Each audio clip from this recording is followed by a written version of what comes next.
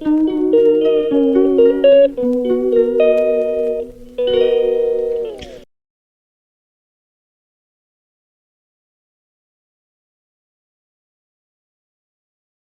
বন্ধুরা, welcome back to my channel রিঙ্কুর diary. আপনাদের সবাইকে স্বাগত। চলুন আজকে একটা রান্না দেখাবো, পালং শাকের চচ্চড়ি।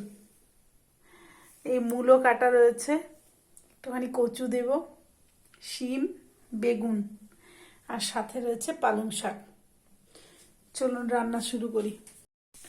কড়াইয়ে তেল আর 5 ফোড়ন দিয়ে দিয়েছি, আর এই যে একটুখানি রসুন দেব, রসুন, একটু আদা, এই তো আদা, একটু আদা আর রসুন, এটা দিয়ে 5 ফোড়ন, রসুন আর আদাটা দিয়ে দিয়েছি, রসুন আদা দিয়ে দিয়েছি। তখন আমি এই আনাজগুলোকে দিয়ে দেবো, এই মূলো, পালং, শিম আর কচু। কচুগুলো একটু পাতলা করে কেটেছি, পাতলা করে, মানে কচুগুলো সেদ্ধ হয়ে যাবে, এই ভাজতে ভাজতে সেদ্ধ হয়ে যাবে। এবার আমি দেখুন এগুলো এখানে দিয়ে দিলাম।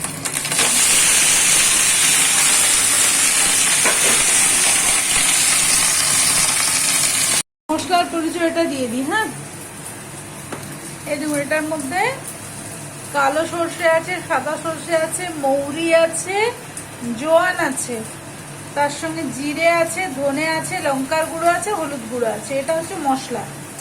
আচ্ছা, এবার হচ্ছে আমি এবার মেয়েটা দেখে নিই কতটা ভাজা হলো। আপনারাও দেখে নিন এটা কেমন ভাজা হচ্ছে, দেখে বুঝতে পারছেন ভালোই ভাজা হচ্ছে, তাই না? এরকম, মানে কেন কি এরকম ভাজছি ঢাকা দিয়ে, কেন কি এই যে কচুগুলো দেখছে না, কচুগুলো সুন্দর সেদ্ধ হয়ে যাবে, অথচ মানে লাল যে কচুর একটা লাল ভাব থাকে না, সেটা কিন্তু হবে না যদি এটাকে এইভাবে করেন। এইভাবে করলে আপনি দেখবেন যে কচু যে দিয়েছেন পালং শাকের চচ্চড়িতে, তো সেটা আপনার একবার মনে হবে না যে আপনি কচু দিয়েছেন এটাতে।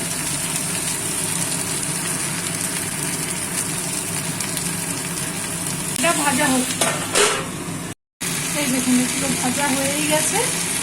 এবার আমি এটার সঙ্গে শাক অ্যাড করে দেবো। দেখুন পালং শাকের সাথে অ্যাড করে নিলাম। কত দেখাচ্ছিল, কমে গেল, এটা নাড়তে নাড়তেই কমে গেল। এই দেখুন পুরো কমে গেল।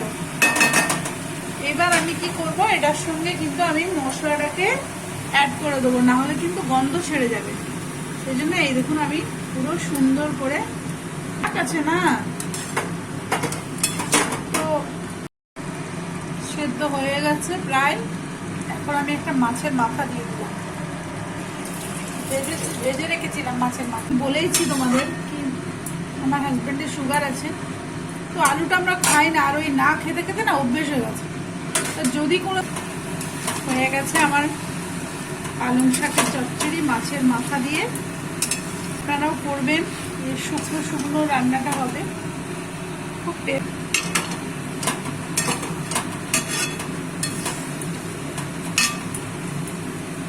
তো রেডি পালং শাকের শুকনো চচ্চড়ি। আপনারাও রান্না করে খেয়ে জানাবেন কেমন হয়।